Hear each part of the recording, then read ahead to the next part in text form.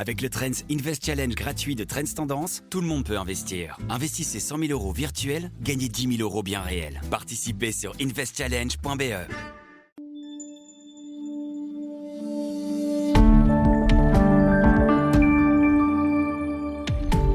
Il est photographe et aussi actionnaire et co-directeur artistique d'une entreprise de spectacle basée à La Louvière, une célèbre entreprise fondée par son père, le metteur en scène Franco Dragone. Bonjour Lucas Dragone. Bonjour. Dragone, c'est un nom lourd à porter ? Alors pas du tout. Beaucoup de gens me demandent si c'est un nom d'artiste, si c'est un nom réel. Alors oui, c'est mon vrai nom de famille et non, je le porte avec fierté, avec légèreté et voilà. A priori, tout le monde connaît Franco Dragone, mais bon, je vous laisse quand même replanter le décor pour ceux qui ne le connaîtraient pas. Comment vous résumeriez la carrière de votre père ? Alors Franco Dragone, mon père, je dirais que c'est avant tout un homme de théâtre, c'est un artiste pour moi avant tout, c'est quelqu'un qui a révolutionné le monde du spectacle et de ce qu'on appelle le live entertainment. Dans les années 90, avec le Cirque du Soleil, il a redéfini ce qu'était le spectacle vivant, avec un style qui mélangeait aujourd'hui quelque chose qui semble naturel, mais à l'époque ça ne l'était pas. Un style qui mélange théâtre, danse, musique, acrobatie. Donc je pense que à la base, un homme de théâtre, un artiste et un homme qui a redéfini l'histoire du spectacle vivant. Un homme de théâtre qui est devenu entrepreneur malgré lui ? Malgré lui, oui, mais c'est quelque chose qu'il a toujours porté depuis ses débuts dans le théâtre-action. À l'époque, dans les années 70-80, mon père faisait du théâtre-action en tant qu'acteur et metteur en scène. Et c'est quelque chose qu'il a toujours eu en lui, cette envie d'entreprendre, cette envie d'être plus qu'un artiste, cette envie de partager, d'avoir un projet social. Un homme de théâtre, un entrepreneur qui a été actif à travers le monde. Quand vous étiez enfant, adolescent, vous l'avez souvent accompagné dans son travail. Vous avez beaucoup voyagé avec lui à ses côtés. Alors moi, je suis un enfant de la balle, comme on dit. Ça a été mon premier professeur, j'ai aussi envie de préciser ça, mon premier maestro, comme on dit chez nous. Et donc oui, je l'ai toujours accompagné déjà dans ses débuts de théâtre-action La Louvière. J'étais dans les coulisses, c'était mon univers, c'était mon monde. Et puis j'ai eu la chance de l'accompagner sur la plupart de ses créations dans les années 90. Ce qui m'a formé. Où ça, par exemple ? Montréal, je dirais Montréal d'abord. C'est notre ville après La Louvière, je dirais et après notre village en Italie. Montréal, c'est notre ville de cœur. Donc Montréal. Las Vegas aussi. Pour le show de Céline Dion, vous avez... Pour le show de Céline Dion, mais avant le show de Céline Dion, il y a eu Eau et Mystère, deux spectacles qui sont encore... à l'affiche. À l'affiche aujourd'hui, après 25 et 30 ans. Ce qui est dingue. Complètement... Ce qui est historique. Je pense que ça n'existe pas dans le monde du spectacle. Donc oui, j'ai eu la chance de l'accompagner, de l'observer, d'être baigné dans cet univers du spectacle, du théâtre, de la mise en scène. Vous étiez quelque part prédestiné à reprendre ces affaires ? Pour moi, ça a été une continuité de ce que j'ai toujours fait. J'ai étudié le théâtre très jeune. J'ai fait mes premiers workshops, mes premières masterclass quand j'avais 15 ans. Théâtre de le masque, la commedia dell'arte. C'est quelque chose qui m'a toujours fasciné depuis très jeune. C'est quelque chose que j'ai toujours étudié. Et forcément, j'ai suivi mon père aussi tout le temps. Donc, quand le moment est arrivé de reprendre les rênes, ça a été pour moi comme une évidence, une continuité de ce que j'étais, ce que je faisais. Même en tant que photographe, j'ai toujours photographié du théâtre à travers le monde, à travers les cultures. Donc oui, c'était comme une évidence pour moi de continuer l'aventure Dragone. Une évidence qui s'est imposée à vous plus tôt que prévu. Votre papa est décédé brutalement il y a un peu plus de 3 ans. Comment s'est opérée justement la transition au sein de la compagnie Dragone ? Alors, d'abord, je vais faire une petite précision. L'année avant le décès de mon père, je l'ai passé côte à côte avec lui. Ça a été quelque chose d'un peu comme si le destin, comme si l'histoire était déjà écrite. On a passé cette année ensemble où il a voulu me transmettre autre chose que l'artistique, parce que l'artistique, comme je vous l'ai dit, il me l'a transmis toute sa vie. Mais on s'était dit, cette année, on la passe ensemble, j'ai mis tout en pause. Plus le business alors ? Exactement, plus sa vision de ses collaborateurs, des gens avec qui il travaillait, ses journées, son quotidien vraiment en tant que manager, que gestionnaire de cette compagnie. Et donc, quand est arrivé son décès, c'était évident que je continuais l'aventure, mais je dois dire que ça a été quand même un challenge. On est presque reparti de zéro, parce que avant même le décès de mon père, la compagnie était aussi un peu en difficulté de par le Covid, oui. de par les changements aussi de l'industrie du spectacle. Tout était remis en question, donc on était très fragile, je dois dire. Le décès de mon père aussi a encore plus fragilisé la compagnie. Il a fallu regagner la confiance de tout le monde, il a fallu reconstruire tout. Et je dois dire que je l'ai fait, et j'insiste vraiment là-dessus, parce que j'ai été aussi entouré des bonnes personnes, mes collaborateurs.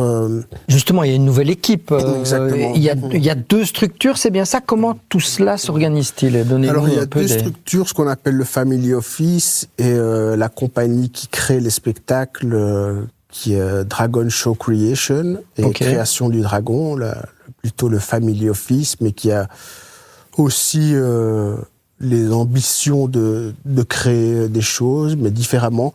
Mais donc, on a reconstruit ça autour de 2 personnes, surtout, Kaïs Radawi, le Managing Director, et Filippo Ferraresi, qui est le co-directeur artistique et metteur en scène de la compagnie. Et je dois dire qu'à 3, on a dû porter, recommencer, et c'est grâce à eux, j'insiste, aujourd'hui, Dragon, c'est une aventure collective qui a commencé par nous 3, et par la reconstruction, la confiance qu'on a dû regagner envers les clients, envers les équipes, envers toute l'industrie aussi. Les gens pensaient pas que Dragon allait pouvoir survivre après Franco Dragon.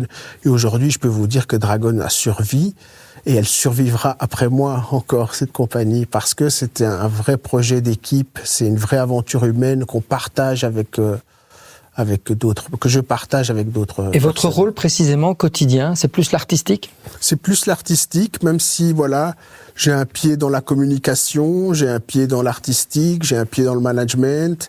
Donc je jongle un peu entre ces 3 fonctions, mais je suis très bien accompagné, et c'est ce qui me permet de pouvoir passer de l'un à l'autre. Et c'est je dis souvent, je suis plutôt le gardien du temple plutôt qu'un manager, un directeur artistique ou un... Est-ce que l'industrie du spectacle a fondamentalement changé entre les années fastes de votre père et aujourd'hui ? Elle a changé énormément. On a dû s'adapter à ce changement. À l'époque, on faisait des méga shows, ce qu'on appelait des méga shows, qui n'avaient pas besoin d'être rentables. Finalement, c'était des gens voulaient se payer un Dragon comme on se paye un Picasso. Et donc aussi le temps d'attention des spectateurs a changé. À l'époque, un spectacle durait entre 1h30, 2 heures. Aujourd'hui, tout ça a réduit. Aujourd'hui, les gens parlent d'expérience immersive aussi beaucoup. Oui. Donc, on s'assied plus dans une salle pour regarder passivement un spectacle, mais on a envie de participer au spectacle. D'être acteur. D'être acteur, Donc, on a dû repenser tout ça. Ça veut dire des shows plus petits, plus intimistes, c'est ça que vous concevez aussi, aujourd'hui ? Mais pas seulement, des expériences immersives. Donc, ça veut dire qu'un spectateur va payer un ticket, il va passer 1 heure, 1h30 dans un environnement où il va pouvoir voir du spectacle, mais il va pouvoir participer. Une des dernières expériences qu'on a faites, qui s'appelle Souk Wonders en Arabie Saoudite, c'est 2 heures où le spectateur peut manger, goûter à des plats gastronomiques du monde entier. Il évolue, c'est un circuit, c'est un parcours. Exactement. S'il veut, il peut aller voir du spectacle, il peut aller voir des performances humaines, il peut aller dans des pièces immersives, C'est lui qui décide. Exactement. Il est libre. Dans un cadre. Exactement. S'il veut que manger, il peut que manger. S'il veut voir que du spectacle, il peut voir du spectacle. D'accord. Le spectateur participe et évolue dans un environnement et il choisit lui ce qu'il veut voir. Quels sont vos marchés de prédilection? Est-ce qu'on peut dire que le centre de gravité avec votre père, il était plutôt Europe, Amérique du Nord? Est-ce qu'il se déplace justement vers l'Est, le Moyen-Orient, l'Asie du Sud-Est? Tout à fait, tout à fait. Le Moyen-Orient, pour nous, c'est un marché en pleine expansion. L'Arabie Saoudite, les Émirats Arabes Unis, le Qatar, c'est le Japon. Vous avez un show au Qatar actuellement. Vous avez eu, pardon. On a un spectacle aux Émirats Arabes Unis, à Dubaï, un spectacle permanent qui est là depuis l'année prochaine. Ça fera 10 ans qu'il est sur place. Oui, au Qatar, c'est le Land of Legends qui est prévu en 2028, un investissement 2029 de 3 milliards. Et donc là, vous avez un rôle à jouer aussi. Exactement. On en a déjà fait une version en Turquie du Land of Legends. Mais au-delà de ce projet-là, il y a d'autres projets au Qatar qui se décident. Il y a l'Arabie Saoudite où on est présent avec plusieurs projets. Oui, parce qu'il faut rappeler qu'il y a l'Expo universelle à Riyad en 2030, la Coupe du monde de foot en 2034. C'est des événements en Arabie Saoudite sur lesquels vous vous positionnez déjà pour apporter du spectacle dans cet univers. Exactement. On est privilégié parce qu'on travaille avec le ministère de la Culture en Arabie Saoudite, ce qui est quelque chose d'exceptionnel pour une compagnie, de pouvoir travailler directement avec un ministère. Donc on est déjà positionné pour leur ambition qui est 2030, 2035. On a cette chance de pouvoir déjà être présent sur le terrain avec des projets qui ont marqué l'histoire du pays, comme Terral, qui est un spectacle sur la culture saoudienne et qui est un spectacle avec plus de 100 artistes sur scène, des artistes saoudiens, ce qui est quelque chose d'exceptionnel aussi pour l'Arabie Saoudite, pour les jeunes acteurs, danseurs, contemporains, hip-hop, classiques. Pour nous, c'est une vraie fierté de pouvoir être là-bas, travailler avec des gens sur place. Et ça n'a jamais été fait. Ça marque l'histoire du pays, ça marque l'histoire du live entertainment. Et c'est vraiment un honneur pour nous d'être présents. Donc on l'a bien compris, il n'y a pas à s'en faire pour votre avenir. L'agenda est bien rempli, le carnet de commandes. Le carnet de commandes est bien rempli, mais je resterai toujours les pieds sur terre. Je pense qu'il faut, comme disait mon père, beaucoup d'humilité pour faire ce métier. Il ne faut pas croire que tout est acquis. Je pense que ça vient. Il faut toujours être conscient que quand on est au top, faut rester calme. Quand on est au fond, faut pas croire que c'est terminé. On est vraiment l'exemple de ça chez Dragon. On a passé à travers toutes les crises et on est toujours là. Mais l'humilité reste quand même quelque chose chez nous qui nous fait aller de l'avant, quoi. Je m'en voudrais de ne pas parler de votre autre activité, celle d'artiste photographe. Vous avez été plusieurs fois récompensé, exposé aussi. Vous avez encore le temps de vous adonner à cette pratique artistique dans ce business autour de Dragon? Alors j'avoue que j'ai décidé de dédier les 2 prochaines années à la compagnie Dragon, mais malgré tout j'arrive encore à passer un peu de temps sur la photographie. J'ai été exposé dernièrement à Athènes. J'ai pas pu me rendre sur place, mais non, j'arrive quand même encore à garder ce peu de temps qui me reste pour la photographie, mais j'y tiens beaucoup. Je pense que ma vie, de toute façon, est dédiée et sans prétention à l'art, à la culture. Je ne vois que ça. Je n'ai pas de passe-temps. Je ne fais que ça. Donc, quand je ne suis pas actif dans la compagnie Dragon, je suis actif dans la photographie. Nous voici malheureusement déjà à la fin de cette interview. Le temps nous est compté. Dernière question, un peu plus intime sans doute. Si votre père revenait aujourd'hui, qu'aimeriez-vous l'entendre dire à votre sujet? Je pense qu'il serait fier de la stabilité que j'ai pu acquérir avec le temps. Alors comment expliquer ça? Je suis quelqu'un qui ne boit pas, qui ne fume pas, qui est en bonne santé. Et je pense qu'avant même le business, la carrière, tout ça, je pense que sa fierté serait de savoir que ses fils sont en forme, sont bien mentalement et physiquement.